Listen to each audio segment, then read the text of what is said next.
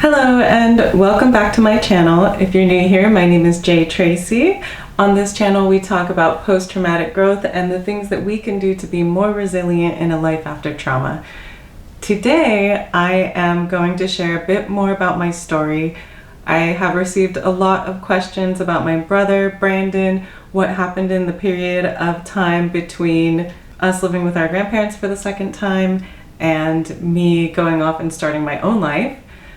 And if you're new to my channel and this is the first time seeing me, you might want to go and look up Tracy Soft White Underbelly and watch the original interview. Otherwise this continuation may not make a lot of sense. Also, throughout this storytelling, I am going to talk about the last time I saw my little brother, and during that time I also had to manage myself being in the same room as Tanya again. So I'm gonna go over the things that I did well and places where I fell short, and hopefully that will be helpful to some of you who have to navigate spaces where you are face to face with a person who harmed you. So with that being said, before we get started, I want to do a little housekeeping. First of all, we have over 300 new subscribers this week, so thank you so much for that. I also want to say thank you to our first donators to our GoFundMe. It's off to a great start. I am so thankful for the people who kickstarted it, for the people who are sharing, and the people who are donating. Every little bit matters. Even if every person on this channel gave $2 to $5, that would still make us almost all the way to our goal. So if you're able to contribute that would be great. If not, you can always share, like, subscribe, and if you find this content useful, that is one way that I can keep making videos for you. All right, let's get started. So the second time that my brother and I lived with our grandparents, if you remember, we left Virginia, we called for help. Our grandparents sent plane tickets, we made our way back to Oregon, and during that time, we actually had to go through quite a bit of recovery. If you can imagine, you know, even being on that airplane, we smelled bad. And I think I was not aware of how bad the smell was with us until we were in such a clean place. Even though we were going to school and stuff, it was still a rural school out in the country. And so there was a lot of farmer kids and country kids out there. So I think I just didn't pick up on it. But when I was in that airplane in that airport and I finally sat down, I remember that there was an Alanis Morissette station playing, and I loved Alanis Morissette, so I was listening to that in the headphones. But I did notice people kind of reacting to my brother and I. People were kind of just making confused and kind of stink faces, and you know, I do realize it was probably because of how we were dressed, how we looked, and how we smelled. So the plane ride itself is pretty memorable. Also, you know, traveling with my disabled little brother, it was about 3 weeks after my birthday and just before the end of the school year. And we fly in and we land in PDX, the Portland airport in Oregon. And I had not seen my grandparents in about 6 years, I think at that point. It had been some time. I hadn't seen them since we left Oregon when I was about 9 or 10. And I remember the first thing I thought was, wow, they have become so small. They were, you know, the last time I'd seen them, they were still quite stout and strong, and you know, they aged, and that was really hard to see. And then another thing that was kind of tough in that moment is when they saw us, they were waiting as close as you could get. They were pressed up against the glass where you come out. And the moment they saw us, I don't think they understood how bad things were. And when they saw us, neither one of them, I've almost never seen my grandfather cry. My grandma cried instantly. And, you know, they just hugged us and brought us home. And things were tricky because my grandparents wanted to give us a normal childhood. And at that point, neither Brandon or I were capable of that. And, you know, my grandma's fiercely religious. We were raised in a Lutheran family. So Lutheran is a religion kind of related to Christianity. It comes from Germany. It was started by Martin Luther. And it's kind of a more strict religion. They practice closed communion. There's a 2-year catechism class that you have to take to be able to take communion with your church, things like that. And my grandma believed that the way to rehab us was to immediately get us back into church. And unfortunately, she had shared some of what was going on in our family at that church. And as a young, traumatized teenager, fresh out of that situation, I was not ready for that. And people were coming up to me and saying really personal things to me about things I hadn't even been able to speak about yet. And when I called my grandma, I said as much as I could in that short phone call, but I needed to leave. And, I wasn't expecting any of that to get relayed to people I didn't know. And that made me kind of clam up in the church. I mean, it was really tough to be pestered with questions from people I didn't know about things I didn't want to talk about in such a traumatic way that it just really turned me off to trust. There's, I think, a big secondary trauma that comes when people don't know how to handle someone and they're just doing their best, but it's still harmful. The intent and the impact are two different things.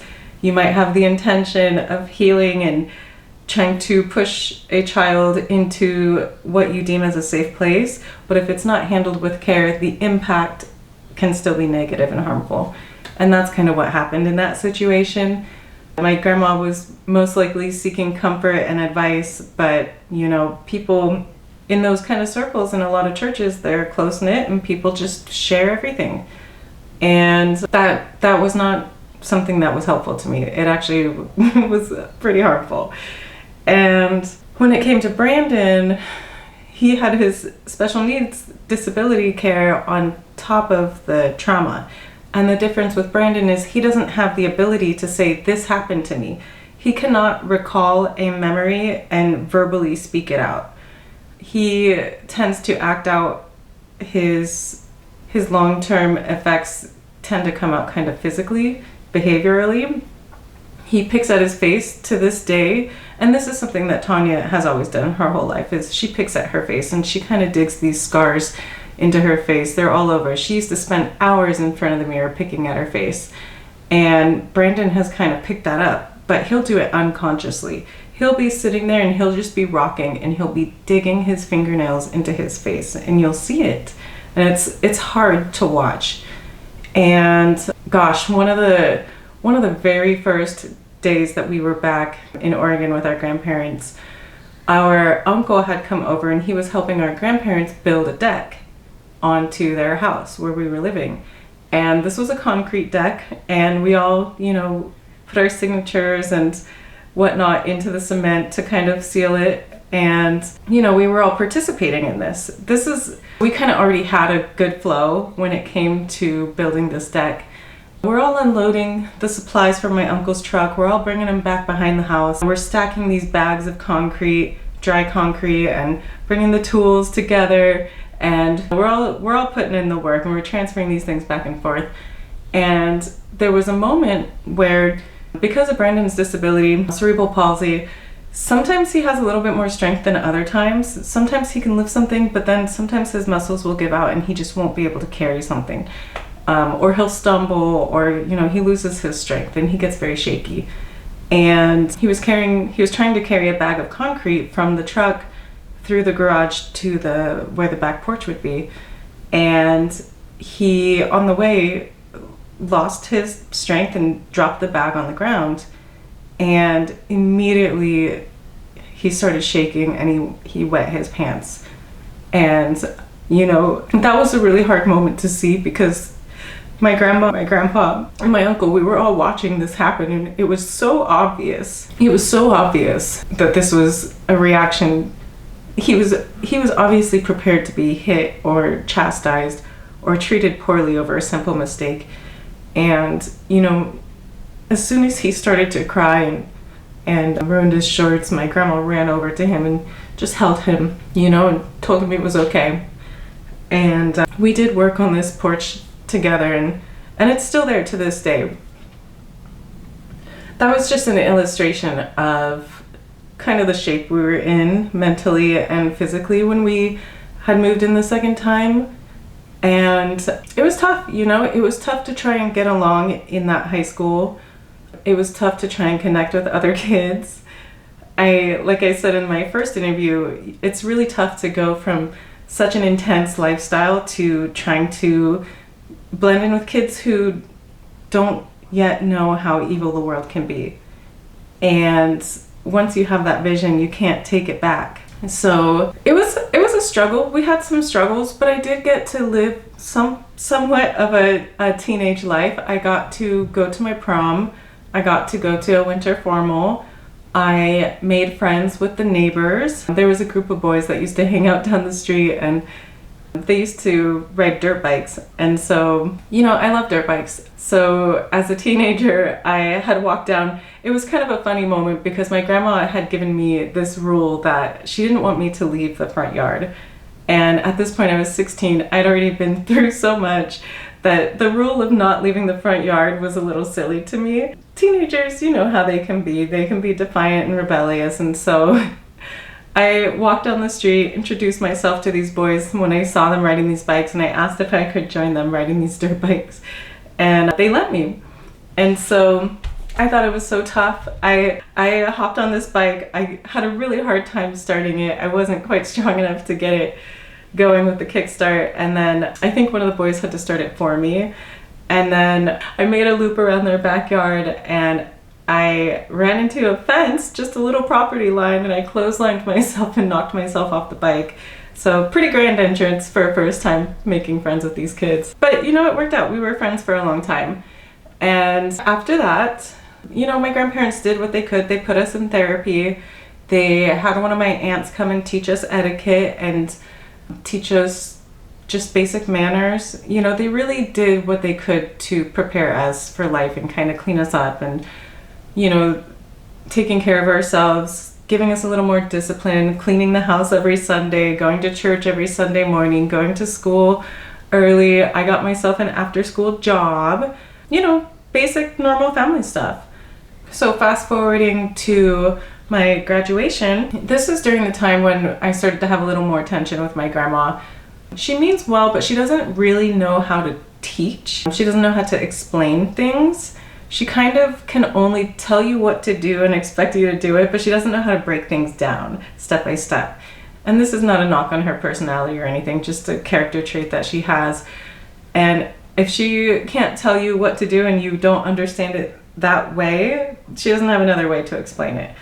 And this came into play because I was ready to go. I was very independent. I wanted to work. I wanted to get out and do my thing. I originally was going to be achieving a journalism degree at the University of Oregon, and I toured the school. We also toured, the Beavers. I didn't like that school. And, the Ducks, we were pretty excited about, but I changed my mind. I found out that my neighbor, his older sister, was moving to Texas, and she was going to a commercial dive school and an underwater welding school. And that sounded awesome to me.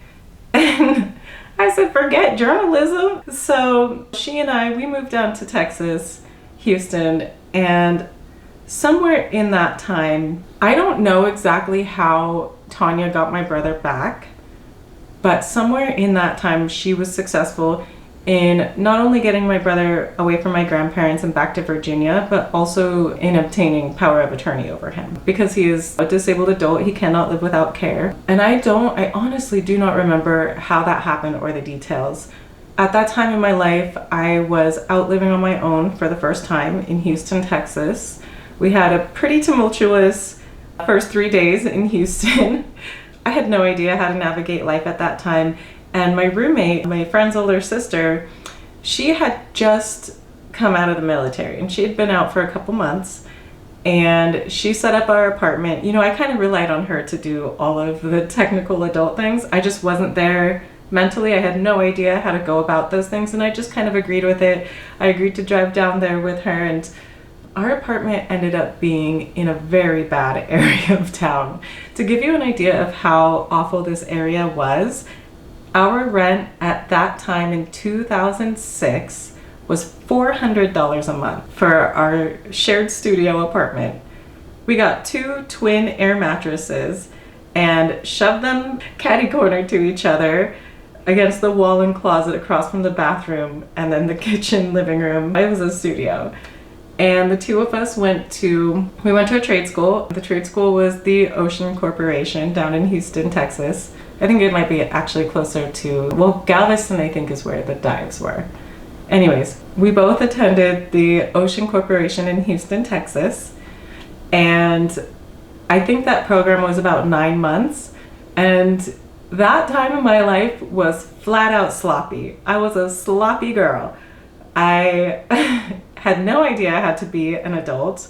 I was severely traumatized, and I was in a school of all men except for myself, my roommate, and I think one other girl. I never saw another lady in that program. And I was learning welding and non-destructive testing, which is a way to test industrial materials without breaking them. So an example would be, instead of doing a crash test on a car, I would take the parts of the car, and my specialty was industrial x-ray, but there are 6 methods of testing, non-destructive testing. And if I were to take apart that car, I could x-ray it and look for specific flaws rather than crashing and ruining the product. There's obviously a purpose for both, but that's kind of a basic description to give an idea of what non-destructive testing is. So I was learning that, and I ended up, like I said, I was a sloppy mess. I had gone to a couple parties and drank too much. I definitely put myself in really harmful situations because my tolerance for danger was so high that red flags didn't even register. I was so used to shady adults, dangerous situations, unsafe environments, all those things, that it just didn't even register to me when I shouldn't have been somewhere. And because that was the norm to me, I wound up in places I shouldn't have been, with people I shouldn't have been hanging out with, and getting into terrible situations where I got hurt again because I didn't even know how to protect myself. I didn't know how to identify danger. I didn't quite understand that there were plenty of good people in the world too. I just kind of assumed everyone was bad at some level or terrible at some level and operated from that default. So I didn't even conceptualize that I could be safer. I was hired out of my trade school pretty quickly, out of the Ocean Corporation. I went and worked with Team Incorporated. I was hired in Arizona by a man named Ken Barraza, and I worked in a mobile darkroom doing industrial x-ray, I think for about 2 years. I had a roommate. I made some good friends while I worked there. I had a good time. I spent a lot of time working in a mobile darkroom. It was a tough, dirty, gritty job. I was driving around from state to state. My region was Arizona, California, Wyoming, and a little bit of New Mexico and Nevada here and there. I worked in power plants, I worked on pipelines, I worked in boilers, all kinds of crazy places. I've worked with aircraft parts as a third-party inspector to Boeing. I was making money for the first time as an adult. I thought it was a lot of money because I was coming from nothing. I saved up a little bit of money, and I got to a point where I had been working for about 2 years and I had no social life, no friends, and I was just living my life on the road all the time. And I was thinking that I either wanted to buy a motorcycle so I could have a little fun, or I was going to move back home and reconnect with my grandparents. And so I called my grandma to help me with that decision, and of course she said, "Come back, honey, we want you here." And so I ended up leaving Team. I moved back to Oregon. I sit on my savings for a little bit. I get this little apartment. I get a roommate. I get a cute little Bichon Frise dog, and I'm living my life. I continued my job as a non-destructive inspector.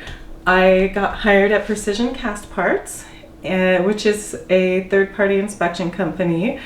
And for a while I was inspecting, I was working x-ray and what we called magnetic penetration, which is a process using magnetic dye to identify cracks or imperfections within metal parts.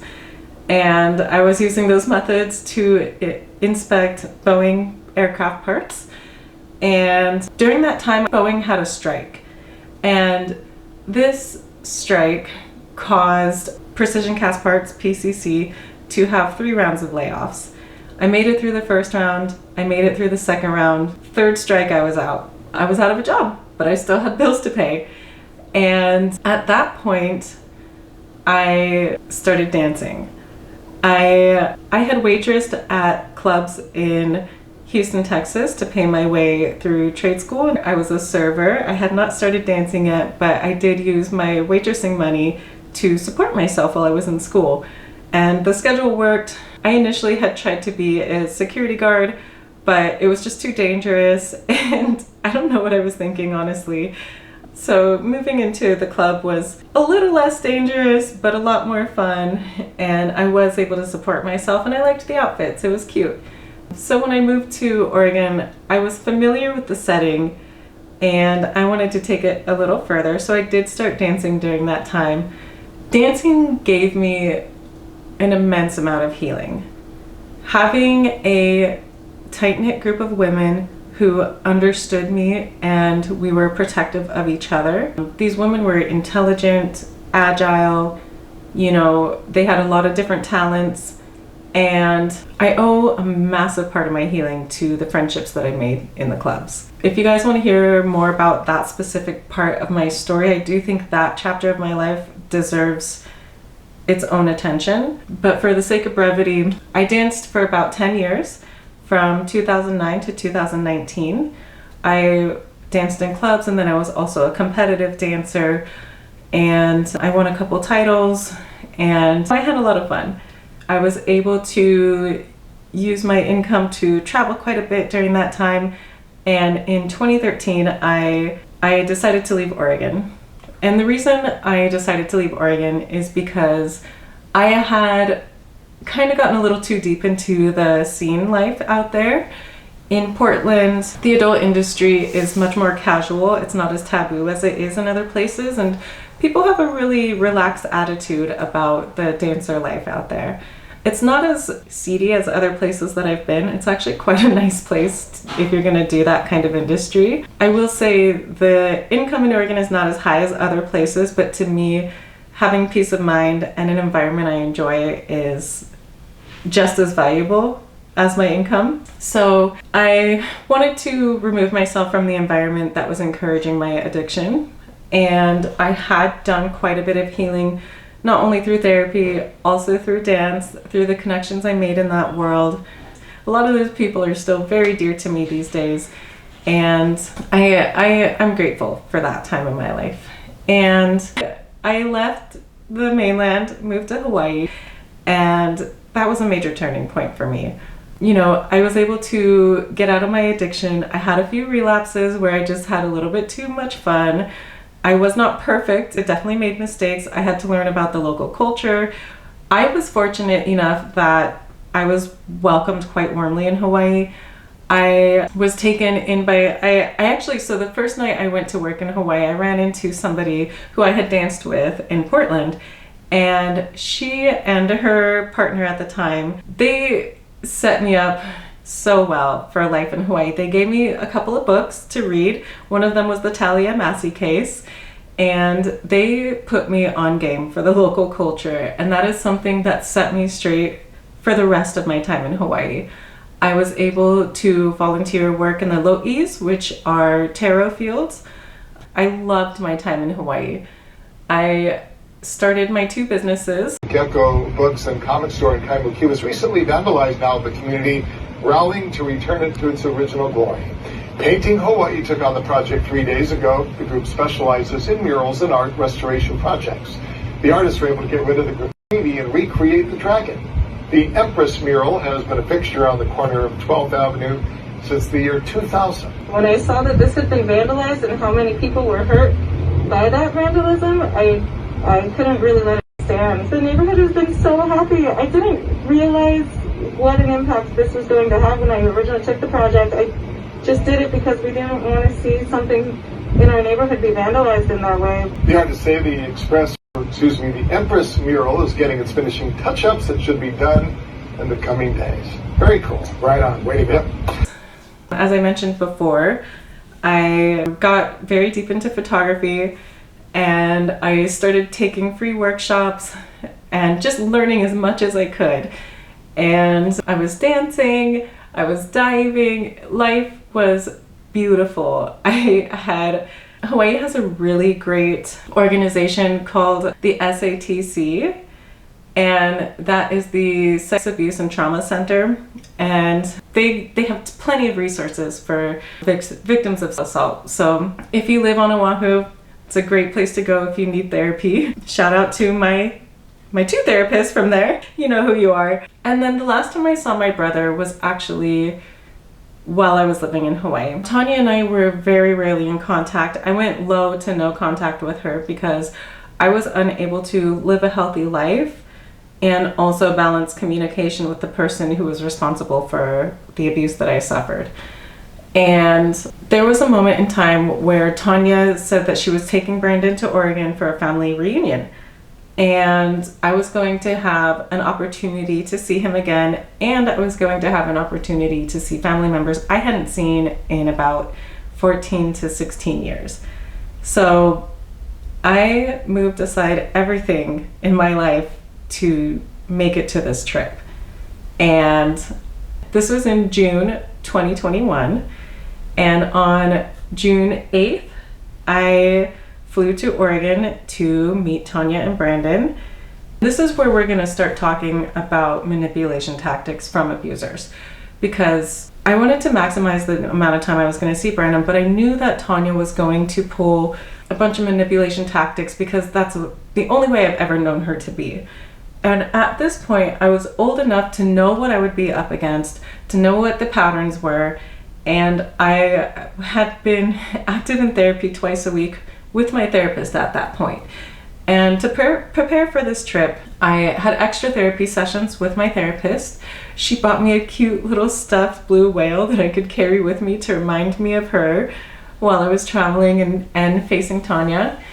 And I also arranged for a trauma-informed, very good friend of mine to be with me during the time that I was going to have to see Tanya.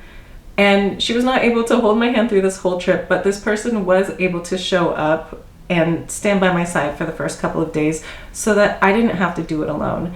And if you're ever in a position to where you have to go face to face with someone who's abused you for whatever reason, if you can have that kind of solid trauma-informed support by your side, someone who's willing to do that and with you and who won't escalate things but will help you stay grounded, that is probably one of the number one things that got me through this trip. Another thing is that whenever Tanya visits Oregon, our family kind of has to work together to kind of deal with her because she is a lot. She can be very grandiose. She likes to cause a scene. She likes to disrupt whatever she can. And I knew that this was going to be an issue. And she also likes to control my access to my brother. She doesn't like us to be connected because she's very good at influencing him because he does not have a cognitive memory that he can just pull up and talk about. So she's able to kind of really control his thinking sometimes. And with all of these factors at play, I was able to I call her an aunt, but she's a family friend. She's a high school friend actually of Tanya's, but she's been in our family for so long. She actually used to work for my grandfather. Very pretty lady. And I used to look up to her quite a bit when I was a kid. So she and I kind of worked together to manage how I was going to get more time with my brother. And the way that we did that is we agreed that she would meet at the airport in her 2-seater pickup truck, and I would come to the airport in a sedan that I think I either rented this car or I rented it from a friend or borrowed it from a friend, but either way I was in a four-door regular sedan. And I also told my aunts and my uncles and my grandparents that Brandon was going to be in town. Tanya had made a point to isolate Brandon from that part of our family, so I knew that probably the only opportunity he was going to have to see the rest of the people who love him would be at the airport. And so I arranged for family members to meet us at the airport. I kept them up to date on the arrival times and those kind of things, which was great because in true narcissist style, Tanya began that trip by trying to manipulate the timeline. I think within the 48 hours before the trip, she changed the itinerary about 4 times. And what she was trying to do was create confusion and chaos around the schedule to make it hard to predict her next move. Because if she could remain unpredictable, she could remain uncontrollable. And she probably understood that I was not going to tolerate any kind of lying. I like to minimize as much as possible Tanya's effect. And I'm a person who will not let her get away with lying. And it can be frustrating and it can be uncomfortable, but I don't let it slide. And that's important to me. I don't do that because I think she's gonna suddenly change her entire identity and start agreeing with me. I'm under no illusion that Tanya would ever see me as a human being and treat me as such. But it was important for my inner child to be able to set those boundaries and call out the truth of the reality anyway. And at that time, I think I had been watching quite a bit of Lisa Romano at the same time, so I was inspired by that. And so my uncle, his wife, greeted Tonya and Brandon at the airport. Tonya showed up with a long-lost relative who I'm not really sure how he's related. He does have the last name of my great-grandparents, but I don't know where this person comes from and nobody seems to know who he is. But he was there. Tanya tried to act like everything was okay. She reached out her arms like she was gonna hug me. And I didn't make a scene, but I did walk past her because I was not going to accept any physical affection that I did not feel was appropriate. I did not want her to touch me, and that was my first boundary. I didn't make a big deal out of it. I just walked away. I hugged my brother. I let Tanya catch up with her brother, my uncle, and his wife. We got the luggage, and when it was time for us to leave, it was time for my Hanai auntie to do her part, which was to show up in the 2-seater. And when she showed up in this 2-seater, the purpose of that was to kind of corner Tanya into a position to where either she would have to ride with me or my brother would have to ride with me. And everybody in that circle knew that she and I were not going to be in the same car together. She knew that, I knew that, my aunt knew that, uncle and other aunt. We all knew that Tanya and I were not going to share a vehicle together. So I calmly watched as Tanya, kind of went back and forth. My aunt, her high school best friend, she kind of gently nudged her and said, hey, it's okay. You can let them ride together. We're all going to the same place. Very soft, very non-confrontational. Tanya kind of puttered back and forth and she was looking for a way to change the dynamic, but ultimately there was nothing she could do because between the luggage, the 2 seats in her car and the 2 in mine, the only other option would have been to switch drivers or to switch passengers. And that was not going to happen. So she finally relents. Brandon rides with me and we get to spend our first drive together in years. I was so happy. Hi, Brandon. This is my awesome brother. I haven't gotten to see in too long. We got a whole week together. And I relish the moment. I'm a photographer. I took videos and pictures of this whole trip and I'll roll those. We drove from the airport all the way to the coast, which was a very long travel day for my brother. Initially, that was not the original plan, but like I said, the plan had changed so many times. The final plan settled on driving to the Oregon coast from the airport directly after their flight across the country. Brandon has a hard time sitting and also standing. He kind of needs to alternate between both. So there were a couple times I had to pull over and let him walk and stretch his legs, and we stopped at gas stations and things like that. And we just had a little mini road trip and it was amazing. I FaceTimed my grandma because she was not able to come up, and he was able to see her again, which was a little bit bittersweet because to Tanya, my grandparents are her worst enemy. The reason she does not like my grandparents is because they threaten the image that she wants to hold of being a good mother. And if, in her mind, if she acknowledges that my grandparents, or anyone else for that matter, had helped us, then she has to admit that we needed help. And that goes directly against the identity that she is trying to perform. As mentioned in my first interview, Tanya used to brainwashed my brother and I into not calling for help because we would be put in foster care and separated. She also used to say that our grandparents didn't love us, that they didn't care about us, and she pretty much had us thinking that we were alone. And she was still doing that to Brandon. So when I connected him on FaceTime to my grandma and she saw him for the first time, it was really tough because I could see the confusion on his face. He didn't quite understand why they were being nice to him. And if you're a person who's been through trauma, you probably have also had the experience where you don't trust people who are nice to you, because if you are someone who's been betrayed by people who should have loved you, it breaks your trust in yourself and in other people, in the goodness of other people. And I was watching this play out on my brother's face as he was having this FaceTime call to say hello to my grandparents. My friend, if you remember, who I had called, my trauma-informed friend, she went ahead of us to the coast and rented a hotel room so that I wouldn't have to be by myself that night. And she was going to join us on that first portion of our trip while we were at the coast. So this person got a room ready, and she was so sweet. She turned a moment that could have potentially been derailing into something really silly and fun and kind and loving.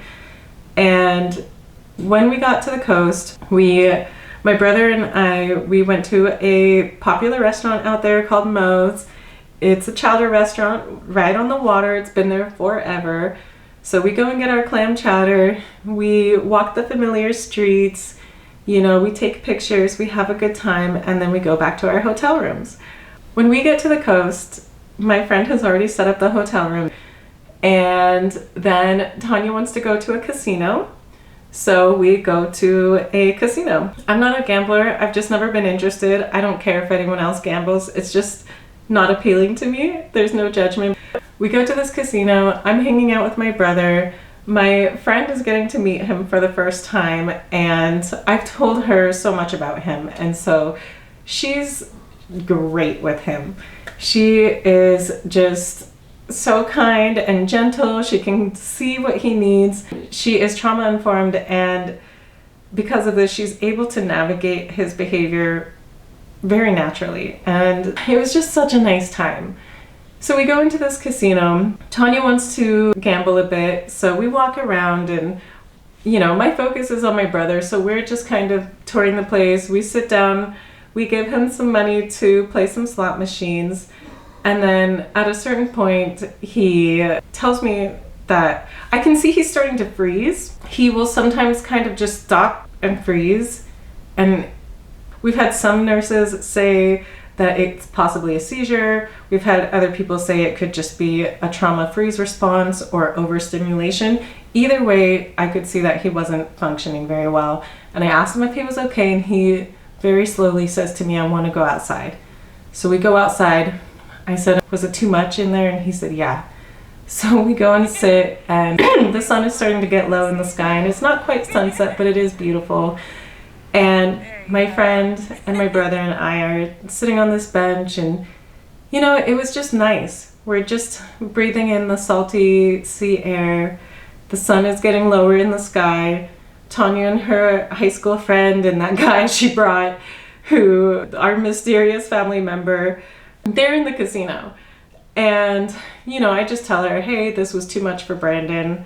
Going straight from the airport to a 3-hour drive to a restaurant to a casino was just too much for him. And I don't think there was a lot of thought put into that process. I think there was maybe more impulse than planning on their parts, but you know, it's fine. It gave my brother and I a couple moments of just uninterrupted time to just sit and enjoy. So that evening, we eventually go to bed, and my friend has decorated the hotel room in really silly decorations. And I'm so grateful for her, because she turned a potentially spiraling, derailing moment into something bearable, hilarious, and honestly a core memory now. And this turned out to be a foundation of grounding for me, because the rest of the trip just was nuts. The rest of the trip was a little bit chaotic. So my family and I, we enjoy a couple more days at the beach. We go up and down the coast, and at a certain point, Tanya, she doesn't like that I have this friend here. She has two friends, but the fact that I have one friend, she sends me a text, and this is how sneaky she is. She doesn't want this text to come from her phone, so she texts me from her man friend's phone. And this man, or cousin, or whoever he is, I get a text from his phone. I am very familiar with Tanya's tone. And she eventually gives up, and my friend joins us at dinner and joins us at the coast. And Tanya cannot stand that I have somebody in my corner. I drew a boundary for myself. Tanya was trying to manipulate the situation so that I wouldn't have my friend with me, which would isolate me from any support that I could have had. Meanwhile, she had two extra people with her, which kind of went against the only family rule. So that kind of told you that she did not see me as an adult, that she wanted to control the environment and the people around her, and she wasn't respecting what I needed to have my own support. And that day we walked a bit around the coast, and Tanya is a person who has to create chaos. She cannot stand a calm environment. And this is during a time when everyone still was wearing masks. Masks were still required to go inside places, but the world was slowly opening up again. And we are walking around the small towns along the coast, and Tanya decides that she's gonna harass the store clerks and cashiers by not wanting to wear her mask inside and picking an argument with them when they ask her to leave the store. And this is going on, and her friend, my brother, and I, we just decided we don't want to tolerate this. We don't want to be around it. So we kind of physically distance ourselves from Tanya when she starts these arguments with the store workers. So eventually it gets to the point where Tanya's friend and myself and my brother, we just decide to cross the street and go look at the seals for a little bit. So we're just kind of enjoying the scenery, decompressing from the chaos that Tanya was trying to start around us. And nobody's really saying it out loud. Her friend just said, you know, we'll leave her to that. We're just having a peaceful time, and she eventually catches up with us. And we decide that it's time to eat. So she wants to go to a cafe, and we go to this cafe, and she has decided that she wants to put Brandon on a specific diet. And it was, I think this was the like low inflammation diet or something like that. And I had asked her for the details so that I could participate in making sure he got the right food for him wherever we went. And the details just kind of kept changing. We couldn't really settle on specific ingredients or things, but this was a starting point to cause chaos with the servers at the restaurants that we went to. And one of the ways that Tanya accomplished this was that when we went to this cafe, we sit down at the table, and she starts telling the female server, saying, my son can't have these things. Can you please make him an egg that's fried but with no oil and no butter? And she's saying this, she's not saying this politely the way that I'm saying it. She's saying it pretty aggressively. And her friend and my brother and I are just kind of patiently waiting, because we know that this is just kind of how things go with Tanya. And, you know, even though I don't like to let things slide, I also don't pick every battle. This is where your discernment comes in. As much as I want to stand up for this waitress, I also know that I've got another few days to last with this person, and I need my own emotional reserves. I need my tank, my emotional tank, to have some gas in it, because we're going for the long haul. So, you know, I step in a little, I give her some pushback, and I say, why don't you get a poached egg? And this is a really silly detail, but it illustrates a moment of manipulation that we will talk about as it unfolds. I say, why don't you order a poached egg? Tanya doesn't know what a poached egg is. She says, what's that? And I tell her, and she says, that's just a boiled egg. And I said, no, not quite. I tried to tell her what it is. I tried to get her to look it up on Google, and I finally just resort to, you know what? I will order the poached egg, and if you don't like it, don't eat it. It's an egg. And so we finally settle on that. It's a hassle. Everything is a hassle. Nothing can be smooth or, efficient. Everything has to be chaotic and disrupted. And, this poor waitress, we eventually get out of there. We finish the meal. We go back to our hotels after a day, and it wasn't all bad. We had good moments. We got to get some smoked fish. We got to get some Dungeness crab, which is a family favorite in my family. And, we did have good moments. My brother loved this Incredible Hulk statue, so we got pictures with that. It wasn't all terrible. However, Tanya and I did get into a couple bickers. I actually don't even honestly remember what they were about. And I know there was a couple times where I had to set a boundary and say, you're going to respect me on this trip. I know you don't like to do that, but this is how it's going to go. And I think I had actually rehearsed a couple lines from my therapist and also Lisa Romano. And I do remember using a couple of those when it came up. One place where I started to fall short is that after my supportive friend had to leave, her portion of the trip was finished, I did have a much harder time staying grounded. I also realized that Tanya was being pretty sneaky, and there was a moment that kind of started the derailing for me. And it was because at the end of the trip, I asked my friend, I said, so what do you think about her? And I'm waiting for this interpretation because I have been watching how Tanya has acted this whole time, and I've heard the things that she has said, and I'm just waiting, for the feedback. And my friend says, oh, I think she's nice. And I was so surprised because this friend knows my history.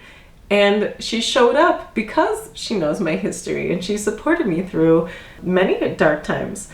And so it was a shock to me to hear somebody that I trusted and loved, who was trauma informed, think that this abusive person was nice. And what I came to realize is the timing Tanya had for the chaos that she caused was every time my friend had either gone to the restroom or stepped out to take a call or met us a little bit later, she had timed every moment for when that friend had stepped away from the table. And I didn't even realize it until the moment my friend said it was nice. Because I went into the defensive over-explaining mode, and I'm over here like, well, what about when she said she was gonna hold Brandon's head under the water until the bubble stopped coming up? Like she was joking about drowning Brandon at the dinner table. And I realized my friend did not hear that because she had gone up and gone to the bathroom. And the timing, I was so unaware of the timing until we talked about it afterward. And so, abusers who use emotional manipulation like that, they know exactly what they're doing. And even to trained people, it can get by you. So it was that moment that the emotional switch had flipped for me, and I did kind of start to have less grounded presence. And I also kind of pulled a risky move. Tanya, like I said, had changed the itinerary quite a few times. And what she had unintentionally done is given me a window of time with Brandon to where I was going to be able to reunite him with a part of our family that he had not yet been able to see since the last time we lived with our grandparents. And I really wanted that for him. And I realized Tanya wanted to set herself up. She wanted to leave the coast and go to Bend, Oregon, which is quite a drive. And she had gotten herself a hotel room and put us in a motel room. And at the time, I did not know this yet. She just said, hey, this is the address to the hotel. We'll meet you there. We got our own room. At the time, I didn't know that we got our own room meant we got a room in a different, nicer hotel. But, we weren't going to be spending that night together. So I decided this is a perfect opportunity to reunite my brother with the rest of our family. So we FaceTime our grandparents. We tell them we're coming over. My grandma gets very excited. She bakes cookies and she reminds us to wear our masks because she doesn't want to be exposed to anything since we have all been traveling. And we start our drive. Brandon is confused because he's been told that these people no longer love him. He's been told all kinds of awful things about his grandparents. And I wanted to break that spell. So we drive from the coast, we take the route to my grandparents' house, and we bring them together. I can see the confusion on my brother's face as he is trying to understand why these people are being so nice to him. If you are a person who has been betrayed by people you love, and then you go out into the world and other people try to be nice to you, or even the same people try to be nice to you, it becomes very difficult to accept that. A lot of traumatized people have only been given kindness with something dark behind it. And if your nervous system has been trained to not be able to accept kindness without suspicion or fear, that will be your automatic reaction before you even have a chance to think about it. And my brother, when he saw our grandparents and they reached out to hug him, he was looking at them both just confused. And that was really, really hard to see. But we go inside. My grandma surprises us with the cookies. She doesn't know about his diet, so we kind of have to tell her on the spot. My grandma loves to garden, so we go outside into the garden and she's showing off her plants, and we just have a nice time. They ask him questions. They talk about how tall he is. Everyone is hugging. They have this fireplace in their living room that we like to sit in front of because it's just so warm and cozy. And they sit on these big recliners, and so they're sitting side by side, we're sitting side by side, and it's just nice. So we spend as much time as we can, and then we have to drive the rest of the way across the state, all the way to Bend. So we say our sad goodbyes, we go to Bend, and when we get to the motel, this place is so dingy. And at this point in time, I am old enough to have developed some discernment. And I don't even feel safe letting Brandon sleep in this motel while I go get food. I started to, actually. I kind of tried to set him up. I put him in the bed, and I went to lock the door, and there was just a bad crowd in the parking lot, and I just, the door, I just didn't feel safe. Everything was too exposed. And it was just a very rundown, gross place. So, and I honestly didn't even feel comfortable sitting on the bed. So I got him out of bed, which I did not want to do. And I got us a nicer place, just a cleaner place, closer to our family's place where we were going to be having breakfast in the morning anyway. So I sent Tanya a message. I say, hey, this place is not safe. I don't like what's going on here. I've moved us to this place closer to our family. We'll see you there in the morning. So I'm not giving her a choice. I'm not giving her an option. I'm using my own money to make sure we have a safe and comfortable place to sleep during this family reunion. So we go, and things just get a little bit hairier day by day. We see family. We can reconnect. My great aunt, my great uncle are there. Their daughter is there, and we're reconnecting. Tanya's high school friend is still with us. I honestly can't remember if that mysterious family member was there. He was kind of just always in the background. Like I said, I think he might be somebody's cousin. I have no idea where this man came from, but he's just kind of there. So we go and we have breakfast and we spend the day together, and there's a moment where I'm giving, I hug my great aunt. I haven't seen her in about 16 years. Same with my great uncle and their daughter. So we're all hugging, we're saying hello, and I hug my uncle and he says, wow, you are so beautiful. You've grown so tall and you've grown into such a beautiful young lady. And I say thank you. And then his daughter comes up and she says, that wasn't creepy. And I was a little bit surprised, but I was kind of thinking, okay, it has been over a decade since we've seen each other. I technically don't really know these people anymore. I haven't seen them since I was a kid. So in my mind, I'm thinking, weird, but okay. And I just say, I don't really know how to respond. I'm just kind of, okay. And so we keep going about the day, and we go to share a meal. We're sitting at the table. Tanya's sitting at the end of the table. I'm to her left. Her high school bestie is on her right.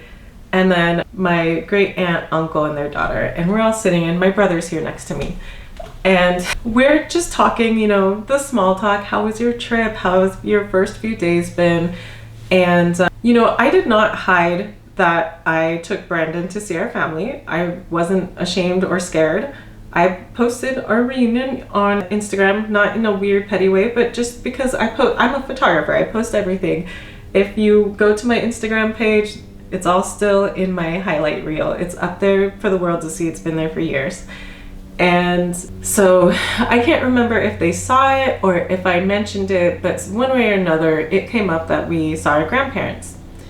And seeing our grandparents went from being small talk at the table to Tanya telling everybody that I tried to murder my brother with cookies.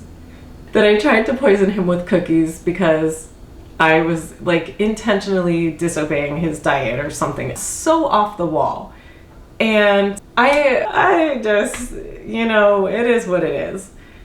And then she goes on to say how she loves poached eggs and how poached eggs are her favorite eggs that she's always loved, and other people should try poached eggs.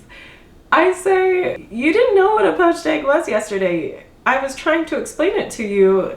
We even had to look it up.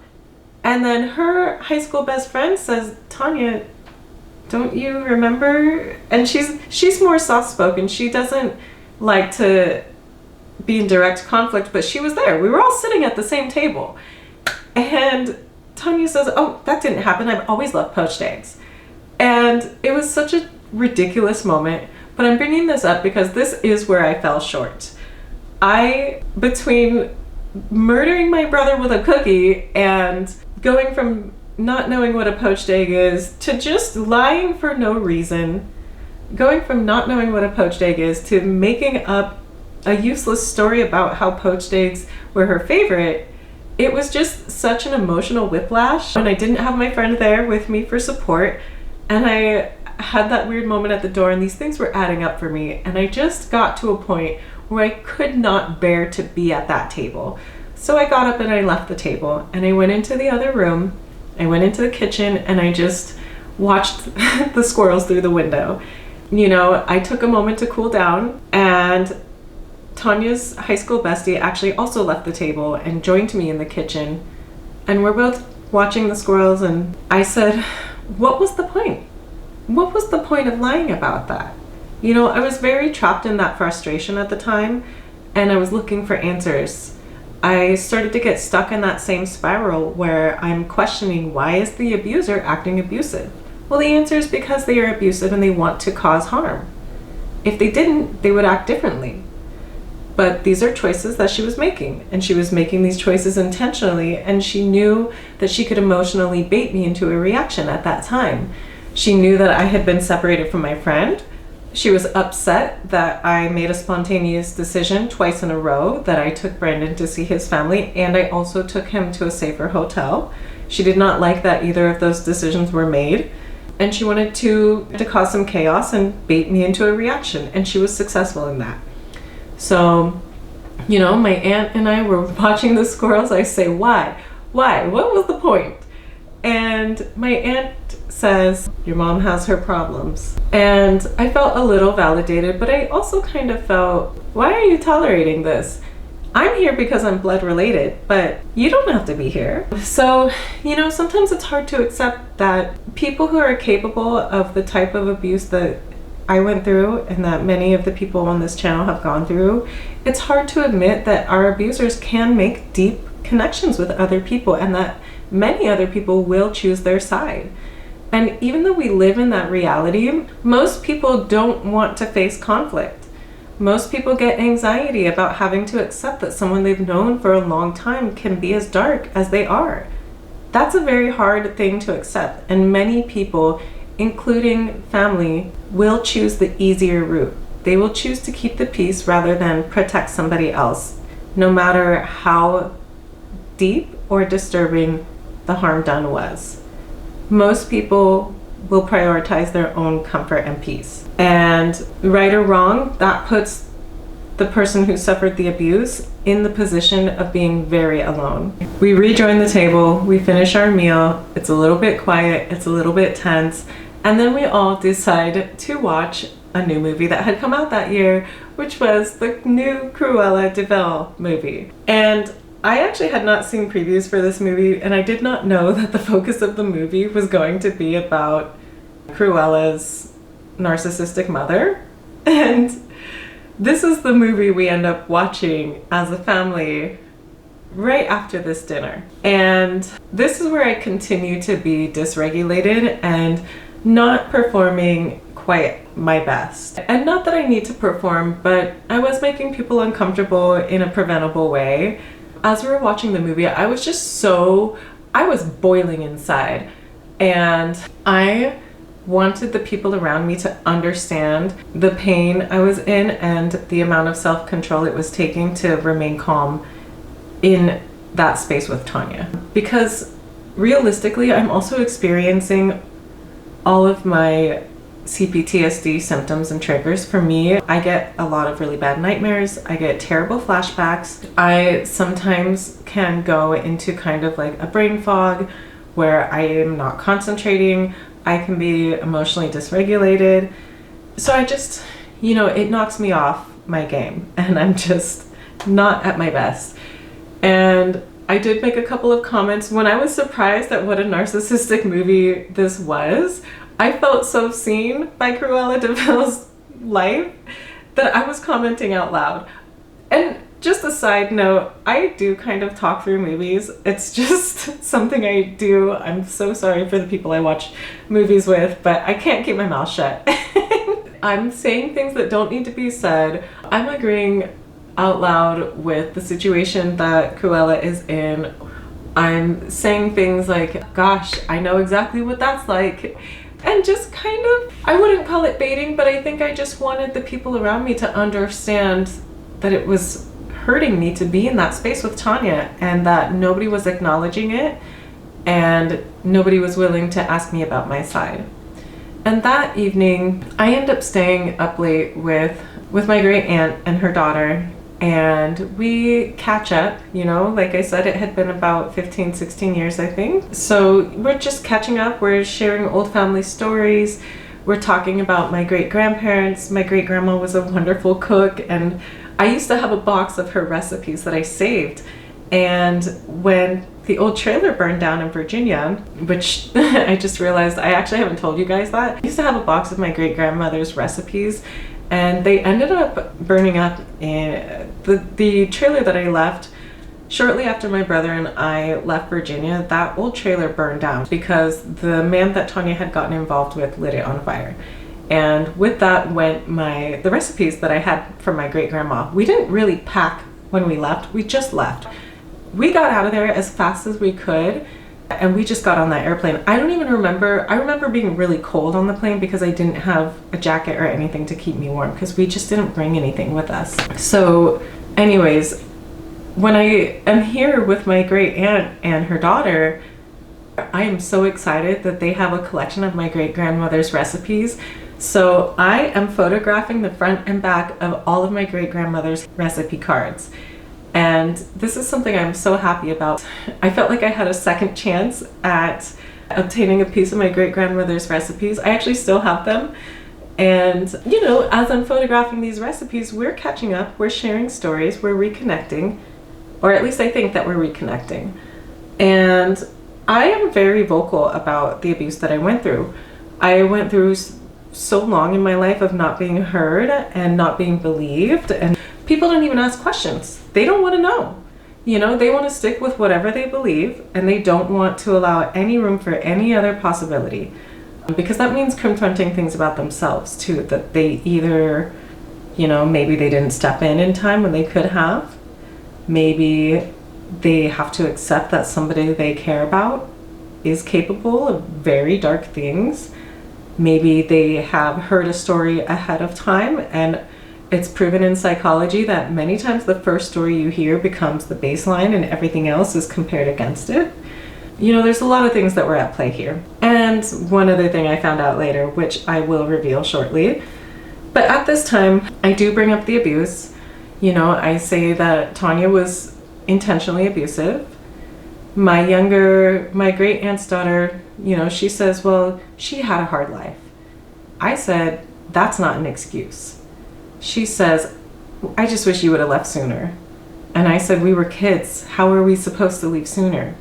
You know, and we end up going to sleep with plans to have breakfast together the next day as a family again. I get up in the morning and I go downstairs to make some coffee. I'm sitting at the table and we're all pretty early risers. As a diver, I'm always up at sunrise because I've got to be there before the boats leave for the morning dives. And Brandon has always been a natural early riser. So I know that, you know, even though it's, I think, about 6 a.m., I know that I'm not too early, and I'm just kind of waiting around, and I'm thinking, time is passing by, and I'm thinking, well, maybe they slept in a little bit because it's vacation, or maybe because it's been so much travel and so much driving. I'm waiting, and I'm waiting, and my great aunt's daughter is drinking coffee with me, and she kind of has a little smirk. And then eventually I'm like, where is everybody? I thought we were having breakfast. And she says, I probably should tell you this. And she's almost excited to tell me that Tanya got up very, very early in the wee hours of the morning and took Brandon back to the other side of the state. In fact, she took him back to her house. And I think maybe for some reason she thought that was going to be like a silly joke or a fun thing. But I did not take that news well. I was immediately upset and I said, you know, I flew all the way from Hawaii for this. I set aside things in my life that I was not really going to set aside except for the fact that I may not get another chance to see Brandon. And I just did not handle that news well. And I think she kind of realized that it was not as funny as she maybe thought it was going to be. And it seemed like she felt a little guilty. She laid like a $20 bill on my notebook. I'm a journaler. I write every day in my journal. I have since I was a little kid. I think that's why my memories are so clear, is because I wrote everything down. But she ends up, you know, wanting to make up for it. And so she says, you know what, you should come to dinner. I'll arrange it. You can just come there. I'll take care of Tanya. Just come see your brother. So I'm kind of feeling, my great aunt also kind of steps in with a great suggestion, and she says, you know what, there's a farmer's market and there's a lot of really great art in town. Why don't we go do that for a little bit? So I go, and it was a great suggestion. I got to see some beautiful art in Bend. I think I got a necklace. I got my brother a couple of gifts. I got him like a water painting color book, and you know, I just used that time to decompress before I started the drive back across the state and put myself in the same room as Tanya again. So we enjoy our time at the farmer's market and we drive back to my great aunt's daughter's house. And when we get there, she's offered me a place to sleep for the night, which was generous. And when I got there after Tanya, I knew that she was probably going to try and control the situation one way or another, so I parked in a way to block her car in. I didn't want her to be able to take off again, and I wanted to be able to see my brother. And when I go into the house, Tanya has one of my family members. She's a younger girl. She has her in a back corner, and they're kind of huddled down, and they're talking in low tones. And I see Brandon sitting by himself in the living room. So I've gotten some gifts for him and from that farmer's market, and I give him the gifts, and I just kind of ignore Tanya, and we have a good time, Brandon and I. And you know, this coloring book has the colors, they're like invisible, and then when you get the page wet, it brings the colors out, so that if you're somebody who doesn't have a steady hand, you can still paint a nice picture in this book. So we get Brandon some water, and we're painting and hanging out, and eventually it's time for dinner. Tanya and the family, we all gather around the table. They've made some wonderful food. We're having cigars. We're having a couple of drinks. And people are talking. And it honestly did get a little sloppy. Tanya and my younger aunt both kind of started trying to emotionally bait me. They both kind of just said, you know, they wanted to talk about reverse racism and just weird topics that were just a little uncalled for. But Tanya has this narrative that I'm so sensitive, and she wanted to prove that by bringing up abrasive topics at the dinner table, trying to get a reaction out of me. That's another abuse tactic called emotional baiting. And I'm doing my best, but I am overwhelmed. We've been through a lot. It's been a few days. You know, there's been some chaos. I'm not proud of the way that I had acted during the movie, and I'm just very raw at this point. And I decide that the gloves are off and I will meet them where they are at. So I bring up specific stories about some of the animal abuse that Tanya caused. And when I bring this up, it is revealed that she has crafted an entirely different reality around the animal abuse to excuse her behavior. One of these fabrications is that of the 9 dogs that we had, she said that we were just doing a generous favor for somebody else by watching all 9 of their dogs, because I guess we were in a position to be fostering 9 dogs from another family. You know, she had just entirely crafted a new story for every animal she had harmed and every memory. And it just got to a point where I was not going to let that slide.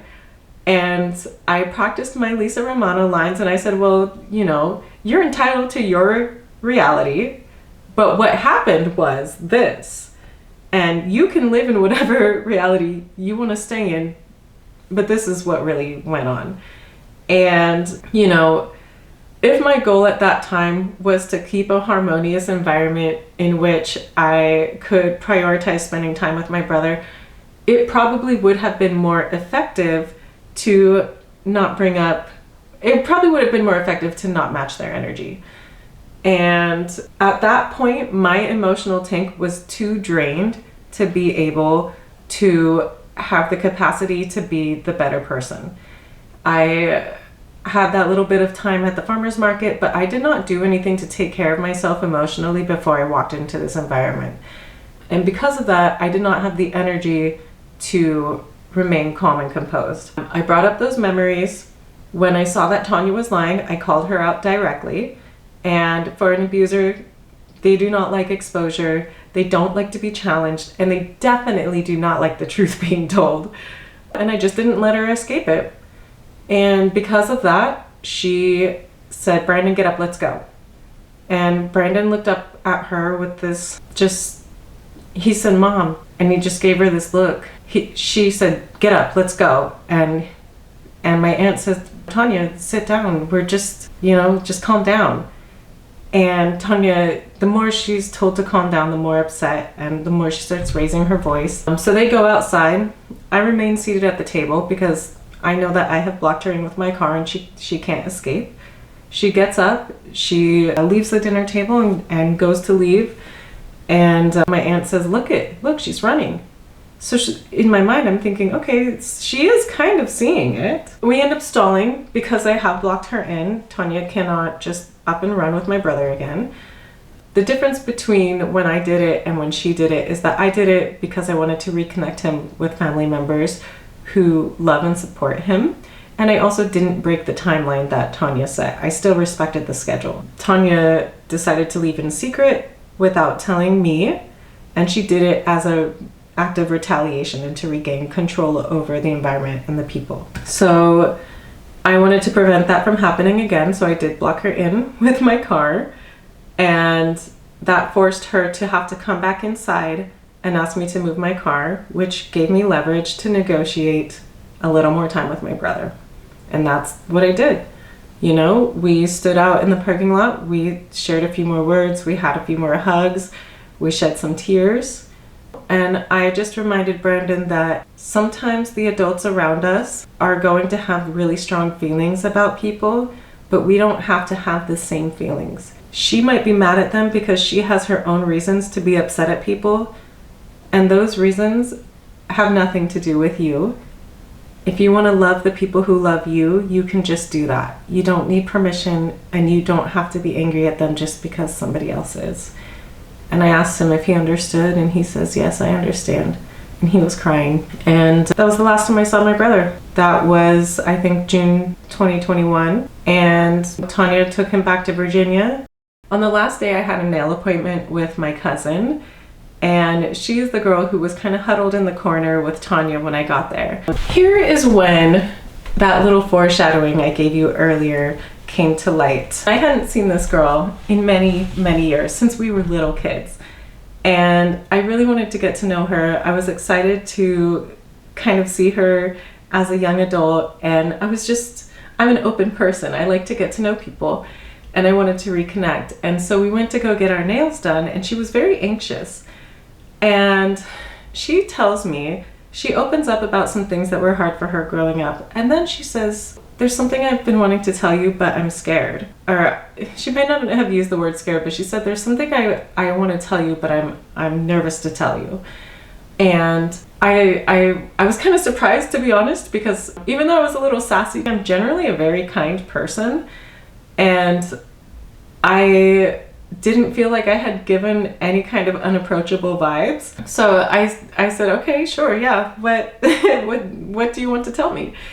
And she says, you know what, Tanya called ahead and told us that, you know, it was not safe for you to be around men and boys, and to never leave you alone with any men because you'll falsely accuse them of SA. And I shouldn't have been surprised because I have never known Tanya to be any other way. But all of those little moments started to click into place. The weird expressions, that wasn't creepy. And I realized all these weird reactions I was receiving from my family was because Tanya had set the stage before I even got there. While I was busy setting up support for myself and my brother and trying to maximize the amount of time I was getting to see my brother, she was poisoning the well with my own family, using my deepest wounds against me to preemptively deflect any accusations that she knew would come from me, because I am not silent about what happened. She knew that I was not going to keep my mouth shut, and I was not going to keep her secrets.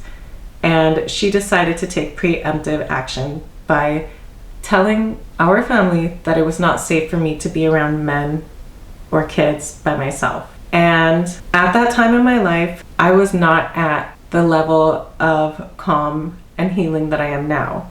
It's an ongoing process. I'm not perfect. I wasn't perfect then, and I'm not perfect now. But there's been a lot of progression since 2021 and 2025. And I think that was the moment where I went through a lot of emotions. I realized that I've always known Tanya has been very intentional about her actions, and she is strategic. She likes to be emotionally strategic. And then I realized not only did she use the common tactic of triangulation, that's what that is called, when someone takes an environment and they use the people to set a narrative and kind of control other people's perception of their victim so that their victim comes across as the offender. Classic Darvo layered in there as well. Deny, accuse, reverse victim offender. So that was a deep betrayal on my part. It was really brave of my cousin to tell me that. She was shaking and visibly nervous when she told me. I think she was afraid of my reaction. And at the same time, that moment made me feel like this was a person I could trust. And that was where my discernment was not correct. I should have seen that for a moment, a single moment, and I should not have attributed that to this person's entire identity or personality. But sometimes when you are low on your emotional gas tank and you're not fully supported and you've got some complicated issues associated with attachment to other people, you can misread things. And later on, I did end up sharing some personal information with that same cousin, and she fiercely rejected me, which kind of let me know that, you know, she and Tanya had been reconnected again. I went back to my grandparents' house. I think I slept for 3 days. I was depleted. My grandma wanted to know the details of the trip, and my aunt and uncle had also met me back at my grandparents' house. They were all very kind and supported, but I was just too raw. I was tired. I had just endured, I think, 4 days with the person who was responsible for my CPTSD. I knew that I was going to go back into the chaos and drama if I wanted to see my brother. I knew that it was going to take a toll on me, and I did schedule that time to just rest at my grandparents' house, and they gave me that time, and that was probably one of the best things I could have had. And I hope that if you are also in a situation where you have to spend time with someone who's hurt you at that level, I hope that you also give yourself a soft place to land before, during, and after. I think the things that I did well during that trip is taking my brother to see our family. I think reconnecting him with our grandparents and him getting that chance to be loved on and safe and reminded of who's there for him was really important. I think that supporting myself by having a friend there for the first couple of days was very, very helpful. And my therapist, because it was like, there was something about, I think it's because my insurance was, you know, my therapist wasn't able to give me sessions while I was on my trip, but I was able to see her again when I went back to Hawaii. And then I also took myself to do things that I wanted to do. I went and visited my father's grave in Washington. I spent some time with my friends, and that is the last time I saw Brandon. The communication with us, with my brother and I, is controlled by Tanya. I sometimes can call him, sometimes he can call me, but it's very rare. He is isolated from our family, still in Virginia. I have attempted to press charges a few times, and I've been met with plenty of resistance from everything from, you know, my schools refusing to give me my school records, to CPS blowing me off about being able to get my records from them, saying that they're archived in Ohio. Just, you know, giving me a lot of the roundabout. I